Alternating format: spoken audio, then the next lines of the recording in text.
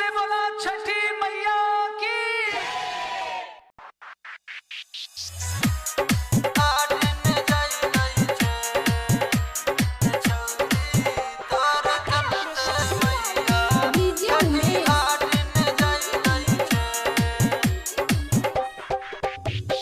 छौरी तोर चलते मैया छठी घाट न जाई दै छे। छौरी तोर चलते मैया छठी घाट न जाई दै छे। छठी घाट न जाई दै छे, छठी घाट न जाई दै छे। कतना कह छियै हाथ जोड़ के छठी घाट न जाई दै छे। छौरी तोर चलते भैया छठी घाट न जाई दै छे।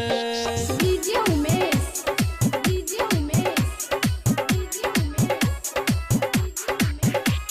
सुखीपुर बाजार, सुखीपुर बाजार,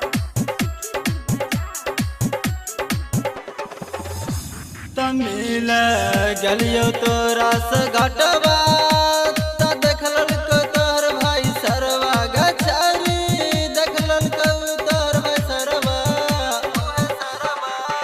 तमिल गलियो तोरा से घटवा त देखलन कहू है भाई सरवा गचारी देखलन कहू तोर भाई सरवा। तो हल्ला कल को तोहर दीदी छठी घाट न जाई दै छे। छौरी तोर चलते भैया छठी घाट न जाई दै छे। छठी घाट न जाई दै छे।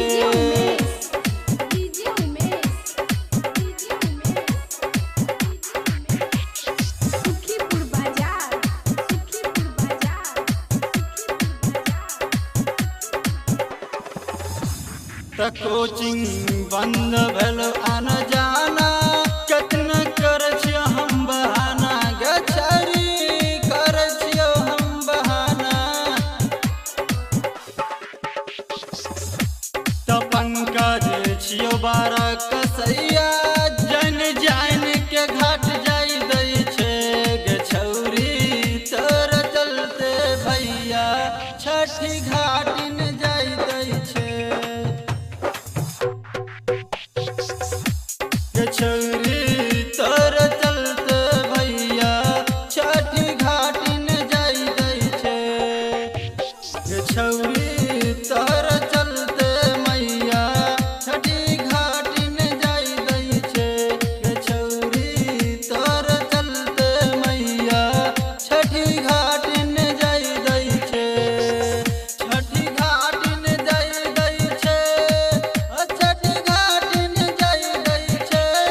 कतना कह छियै हाथ जोड़ के छठी घाट न जाई दै छे। छौरी